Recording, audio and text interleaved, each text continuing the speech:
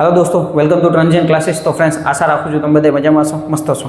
તો ડીજીવીસીએલના વિદ્યુત સહાયક આપણા ઇલેક્ટ્રિકલ આસિસ્ટન્ટ જે પણ વિદ્યાર્થી મિત્રએ આઈટીઆઈની અંદર એપ્રેન્ટિસ કર્યું હોય ને એના પછી એને વીએસની એક્ઝામ દેવાની હોય, પરીક્ષાની તારીખ આવી ગઈ છે પોલ ટેસ્ટની, અને ત્યાર પછી જ્યારે રિટર્ન એક્ઝામ છે એની ટેન્ટેટિવ ડેટ આપેલી છે। બની શકે પાછળ જઈ શકે, આપણે એવું માનીને લઈએ છીએ કે 5 તારીખે તમારી એક્ઝામ લેવાઈ જશે, બરાબર।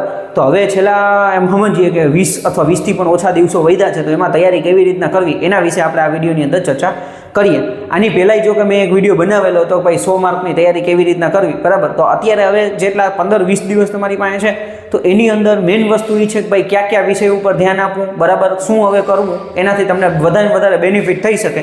એ સૌથી પહેલાં તો મેઇન વસ્તુ એ છે કે ભાઈ તમારે હવે ફૂલ ફોકસ વધારે અહીંયા રીડિંગમાં ધ્યાન દેવું જોશે, બરાબર। એ સૌથી પહેલા નંબરની પ્રાયોરિટી છે। જો આની અંદર નોકરીમાં લાગવું હોય, સારો સ્કોર કરવો હોય તો એ સૌથી પહેલી પ્રાયોરિટી છે ભાઈ ફૂલ ફોકસ, ફૂલ એકદમ વાંચવું જોશે, બરાબર। મેક્સિમમ તમે વાંચી શકો ત્યાં સુધી તમારે વાંચવું જોશે, બરાબર।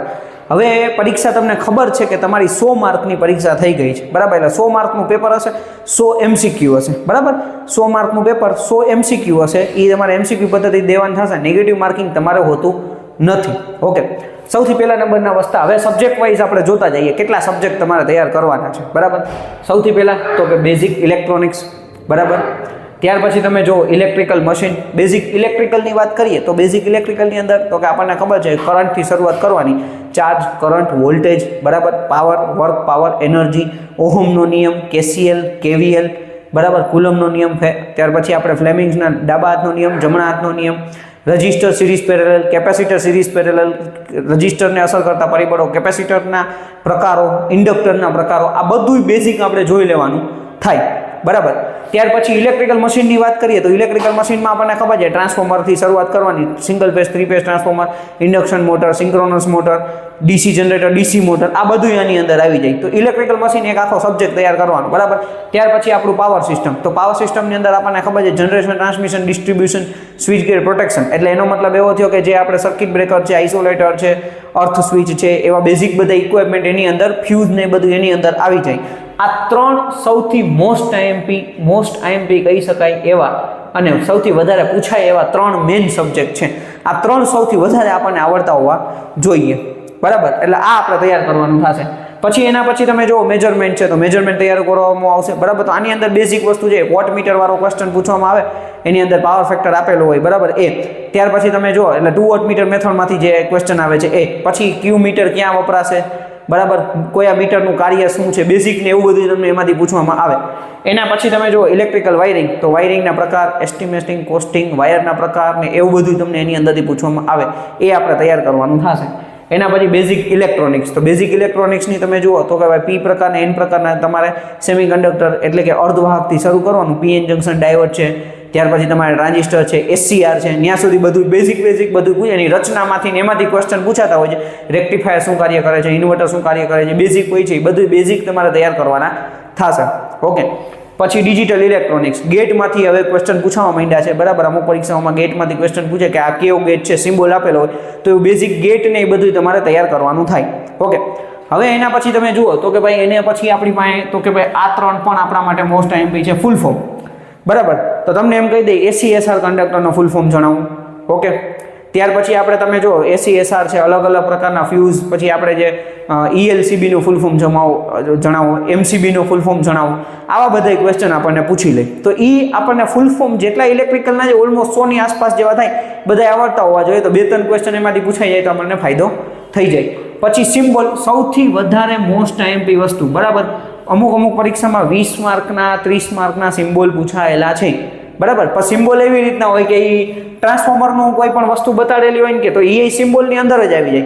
એટલે ઇલેક્ટ્રિકલ સિમ્બોલ એ ઉપરાંત કે ભાઈ ટ્રાન્સફોર્મરની ઉપર આપણે જે બ્રીધરને આમ આ એરો કરેલો હોય કે આ શું છે, બરાબર। તો એવી રીતના ઇલેક્ટ્રિકલ રિલેટેડ એ સિમ્બોલ આવડતા હોવા જોઈએ, ને ઇલેક્ટ્રિકલના જે આપણે ડ્રોઈંગને એને લગતા સિમ્બોલ છે ને એ પણ આપણને આવડતા હોવા જોઈએ। જૂના પેપર જોવો એટલે તમને આઈડિયા આવશે।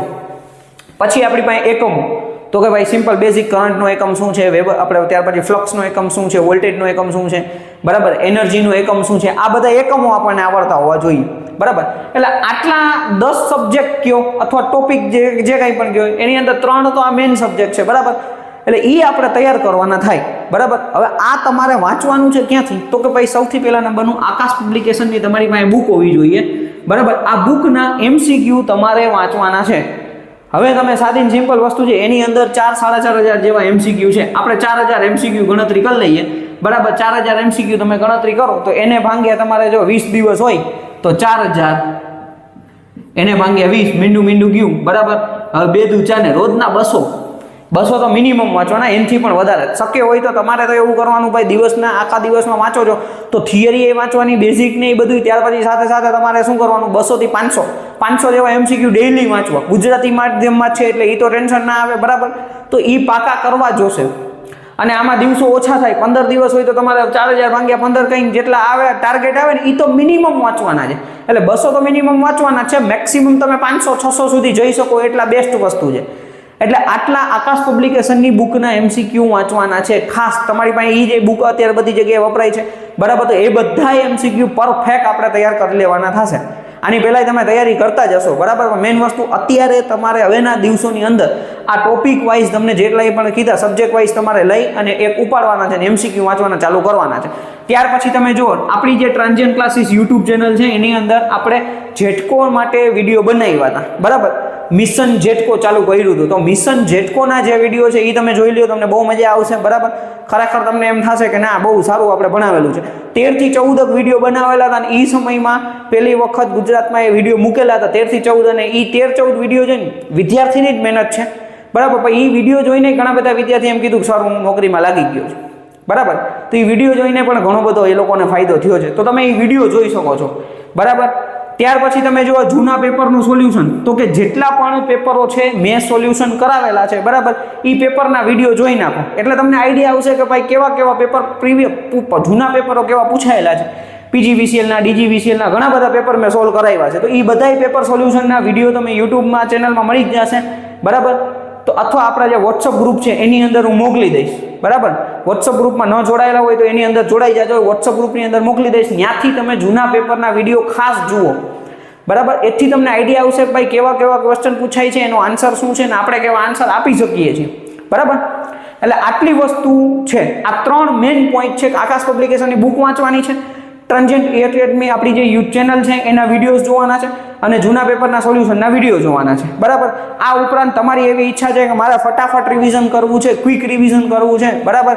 તો આપણે આપણી ટ્રાન્ઝિયન્ટ ક્લાસીસ યુટ્યુબ ચેનલની અંદર આપણી જે એપ્લિકેશન છે એની અંદર આપણે કોર્સ લોન્ચ કરેલો છે, બરાબર. રિવિઝન કોર્સ DGVCLનો DGVCL VS રિવિઝન કોર્સ, બરાબર. રિવિઝનનો કોર્સ લોન્ચ કરેલો જે 600 રૂપિયા પ્રાઇસ રાખેલી છે એની, બરાબર. 600 રૂપિયા પ્રાઇસ છે, રિવિઝનનો કોર્સ છે, બહુ જ મસ્ત છે. જો યુટ્યુબમાં તો સારું કન્ટેન્ટ આપ્યું હોય તો આપણા જે ચેનલની અંદર આપણા જે ટ્રાન્ઝિયન્ટ એકેડમીની આપણી જે એપ્લિકેશન છે એની અંદર તમે જોશો તો એમાં તો ઘણું બધું સારું આપેલું છે, બરાબર. એટલે તમારી એવી ઈચ્છા હોય કે મારે ક્વિક રિવિઝન કરવું છે, મેં તૈયારી કરી હવે મારે ફટાફટ રિવિઝન ને એવું બધું કરવું છે, તો એ તમે અહીંથી તમારી ઈચ્છા હોય તો તમે પરચેસ કરી શકો છો. આપણી એપ્લિકેશન છે એની લિંક ડિસ્ક્રિપ્શનમાં આપેલી છે, એની ડાઉનલોડ કરી પેમેન્ટ કરી તરત તમારા વિડીયો જોવાના ચાલુ થઈ જશે, બરાબર.